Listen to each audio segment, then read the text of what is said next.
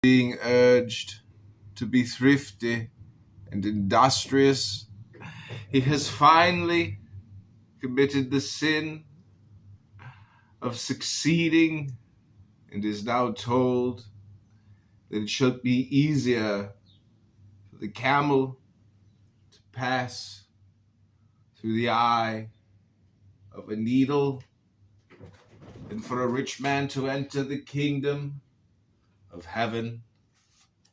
Or the neurotic who in hopeless despair gives up the attempt to solve his problems because he has always heard it preached that this earth is a realm of misery, futility, and doom, where no happiness or fulfillment is possible to man.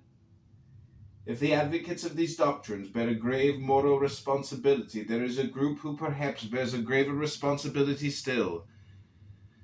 The psychologists and psychiatrists who see the human wreckage of these doctrines, but who remain silent and do not protest, who declare that philosophical and moral issues do not concern them, that science cannot pronounce value judgments, who shrug off the professional obligations with the assertion that a rational code of morality is impossible, and by their silence lend their sanction to spiritual murder.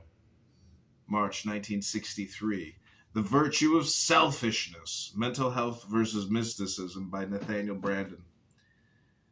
And Ayn Rand, The Virtue of Selfishness. Chapter 3, The Ethics of Emergencies by Ayn Rand. The psychological results of altruism may be observed in the fact that a great many people approach the subject of ethics by asking such questions as: should one risk one's life to help a man who is A, drowning, B, trapped in a fire, C, stepping in front of a speeding truck, D, hanging by his fingernails over an abyss? Consider the implications of that approach. If a man accepts the ethics of altruism, he suffers the following consequences in proportion to the degree of his acceptance. Number 1.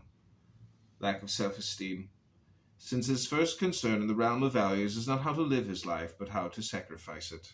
Number 2. Lack of respect for others, since he regards mankind as a herd of doomed beggars crying for someone's help. Number 3. A nightmare view of existence, since he believes that men are trapped in a malevolent universe where disasters are the constant and primary concern of their lives. 4. And in fact, a lethargic indifference to ethics, a hopelessly cynical amorality, since his questions involve situations which he is not likely ever to encounter, which bear no relation to the actual problems of his own life, and thus